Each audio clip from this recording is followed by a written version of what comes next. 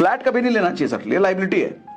दो तरह के फ्लैट होते हैं, एक लाइबिलिटी वाला फ्लैट होता है, एक एसेट वाला फ्लैट होता है। समझाता हूं, 90% लोग जो फ्लैट लेते हैं वो लाइबिलिटी वाला फ्लैट होता है। 90% लोग, आज आपकी आंखें खोल दूंगा अगर ध्यान से समझ गए मेरी बात तो, आसान भाषा में समझा रहा हूं, समझना। 90% लोग जो फ्लैट लेते हैं वो लाइबिलिटी फ्लैट होता है। आपकी जिंदगी खराब कर देगा वो फ्लैट, और खराब करता है। और जब तक आपको एहसास होगा आपके हाथ में कुछ नहीं बचेगा, सारा पैसा जा चुका, बैंक ले जा चुका होगा, पैसा आपका लूट चुका होगा, खसोट खून निचोड़ चुका होगा बैंक आपका पैसा। देखो क्यों नहीं लेना चाहिए फ्लैट, लाइबिलिटी परेशान करने वाला फ्लैट होता है। देखो फ्लैट में जनरली लोग 20 साल की ईएमआई वाला लोन लेते हैं, यानी कि आपका अपना फ्लैट होगा वो 20 साल बाद, तब तक तो बैंक का है। जब तक वो फ्लैट आपका होगा उसकी कंस्ट्रक्शन क्वालिटी पुरानी हो चुकी होगी, उसका डिजाइन पुराना हो चुका होगा, यानी कि 20 साल बाद अगर आप उस फ्लैट को बेचने जाओ सर बिकेगा नहीं। क्यों? आज के टाइम में दिल्ली एनसीआर के पास एक एरिया है इंदिरापुरम, इंदिरापुरम में सर 20 साल पुराने फ्लैट्स हैं। जा करके देखोगे ना, वहां रहने का मन नहीं करेगा। क्योंकि बिल्डिंग जर्जर हो चुकी है एक तो वो, प्लस हॉल का डिजाइन ऐसा है, रूम का डिजाइन अलग है, बैल्कनी का डिजाइन ऐसा है, पसंद ही नहीं आएगा। और आज के टाइम पे जो फ्लैट्स बन रहे हैं वो पसंद आएगा आपको। इसका मतलब जो आज के टाइम पे जो फ्लैट्स बन रहे हैं जिस डिजाइन के, सर 20 साल बाद क्या वही डिजाइन चलेगा? नहीं। अच्छा, आप तोड़वा भी नहीं सकते उसको, परमिशन नहीं है। ऊपर वाला गली आएगा, नीचे वाला गली आएगा, ये क्या हल्ला करो, कुछ कर नहीं सकता, वैसे ही रखना पड़ेगा। प्लस फ्लैट्स की डिमांड कभी कम नहीं होगी, फ्लैट्स की सप्लाई हमेशा ज्यादा रहेगी लोगों की नीड से, हमेशा। और जिस चीज की सप्लाई हमेशा ज्यादा रहेगी सर उसकी सिर्फ वैल्यू नहीं होती। सर जमीन लिमिटेड है, बिल्डिंगें लिमिटेड नहीं है। सर आज के छोटे शहरों में भी बिल्डिंगें बननी शुरू हो गई हैं। लोग खरीदने वाले हमेशा ही कम रहेंगे, फ्लैट्स ज्यादा बनते रहेंगे, बिल्डर बनाता रहेगा। तो इसलिए आपको बेचने में ना हमेशा दिक्कत आएगी। फ्लैट अगर आप अपने फ्लैट को 10 साल 12 साल बाद बेचने जाओ, हमेशा दिक्कत आएगी, नहीं बेच पाओगे सर, क्या पता लॉस में बेचना पड़े। इसलिए फ्लैट का डील अच्छा नहीं है, फ्लैट लेना ही नहीं चाहिए। अच्छा, कौन सा फ्लैट लेना चाहिए वो भी बताऊंगा। आगे लोग नेक्स्ट जनरेशन के लिए घर लेते हैं और घर को वो फ्लैट समझ लेते हैं, फ्लैट को घर समझ लेते हैं, वो रहेगा नहीं नेक्स्ट जनरेशन तक।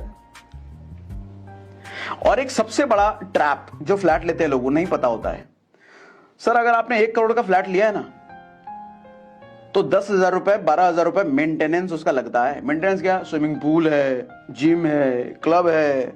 99% लोग कभी इस्तेमाल नहीं करते। शुरुआत के 10 दिन इस्तेमाल करते हैं, उसके बाद जिंदगी में कभी इस्तेमाल नहीं करते, लेकिन हर महीने देना पड़ेगा उसका, हर महीने देना पड़ेगा। सर 10,000 रुपए महीना अगर एसआईपी में डाल दिया होता ना सर, 31 करोड़ रुपए बन जाते हैं 40 साल बाद। 31 करोड़ रुपए 40 साल बाद एसआईपी 15% के हिसाब से, यानी कि 31 करोड़ रुपए वो ना यूज करने वाले क्लब में फूका, जो ना यूज करने वाले स्विमिंग पूल में फूस दिया, ना यूज करने वाले जिम में फूका आपने।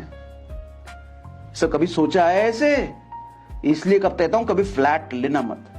अच्छा अब सुनो, कौन सा फ्लैट लेना चाहिए, ध्यान से सुनो, ये भी बताता हूं कौन सा फ्लैट लेना चाहिए, ये बताता हूं। सर फ्लैट वही लेना चाहिए जो आपको सालाना कम से कम 5% कमा के दे। समझाता हूं, मान लो 1 करोड़ रुपए का आपने फ्लैट लिया, मान लो 1 करोड़ रुपए का फ्लैट आपका, तो 5% सालाना उस फ्लैट से आपकी कमाई होनी चाहिए। आपको कि 5% सालाना बहुत कम है, इन्फ्लेशन ही 7% है, फिर 5% क्या? सर फ्लैट में 5% इनफ इसलिए है क्योंकि फ्लैट में आप रह रहे होगे या फिर रेंट पे लगा रखा हो, वो यूज हो रहा है।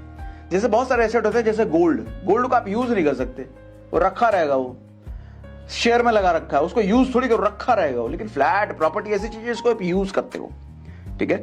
5% क्यों मैं कह रहा हूं अच्छा है वो भी अभी बताता हूं, ध्यान सुनो। सर 1 करोड़ के फ्लैट पे 5% का मतलब हुआ 5 लाख रुपए सालाना आपको वहां से इंटरेस्ट आना चाहिए, मतलब कमाई आनी चाहिए।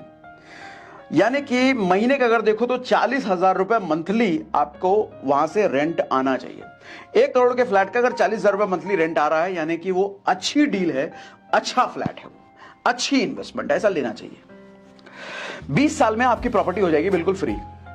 40,000 रुपए महीना अगर रेंट आ रहा है तो 20 साल में आपका आपने जितना दिया है उतना आपको मिल गया रेंट से। 20 साल बाद फिर प्रॉफिट ही प्रॉफिट है। अब उस 40,000 रुपए रेंट वाले प्रॉपर्टी में आप खुद भी अगर रहते हो, कहीं और रहोगे तो आपको 40,000 रुपए पे करने की अगर हैसियत है, पे करना चाहते हो, उससे अच्छा अपने फ्लैट में रहते हो तो 40,000 की बचत है ना। तो बात एक ही हुआ, या तो रेंट ले लो या फिर रेंट कहीं देने से बचा लो, फायदे की डील है वो। ऐसा फ्लैट लेना चाहिए, ऐसा फ्लैट एसेट है जो आपको 20 साल में फ्री कर देगा। लेकिन 1 करोड़ का फ्लैट ले लिया, पता चले 10,000 रुपए रेंटल वैल्यू है, भैया ऐसा फ्लैट ना लेना, ना ना ना ना ना, उस सर का दर्द है, वो गरीब कर देगा, वो पैसा नहीं छोड़ लेगा वो, ऐसा ना। ठीक है। असली एसेट जो प्रॉपर्टी में होती है ना सर, जमीन होता है। जमीन एक ऐसी चीज है जो कि बढ़ेगी नहीं दुनिया में। भगवान ने जितना जमीन बना के दे दिया है उतना ही रहने वाला है। रत्ती भर भी जमीन आदमी बढ़ा नहीं सकता, चाहे अरबों खरबों रुपए डाल दो, रत्ती भर भी जमीन बढ़ाया नहीं जा सकता, भगवान ने दे रखा है। तो जमीन की वैल्यू हमेशा बढ़ती रहेगी। पॉपुलेशन बढ़ रहा है ना, सप्लाई हर दिन घट रही है, हर एवरी डे जमीन की सप्लाई घट रही है, एवरी डे पॉपुलेशन बढ़ रहा है, एवरी डे जमीन घट रहा है, एवरी डे पॉपुलेशन बढ़ रहा है। जब सप्लाई चीज की हर रोज घट रही है, इसका मतलब सर जंगल में भी जमीन है ना, उसकी भी वैल्यू बढ़ेगी, उसकी भी वैल्यू बढ़ेगी। या फिर अपना घर खरीदो विद जमीन, जमीन के साथ साथ अपना घर। 20 साल बाद कंस्ट्रक्शन पूरा ना हुआ, तोड़वा करके नया बना दो। कोई चिल्लाने भी नहीं आया, क्या ठोक करा रो की तोड़वा रहे हो, अरे अपना घर है, तुम्हारे बाप का क्या है, हम तोड़वाएंगे, कुछ भी करें, भाग से भगा दो उसको। फ्लैट भी नहीं कर सकते, ऊपर वाला चिल्लाएगा, नीचे वाला चिल्लाएगा।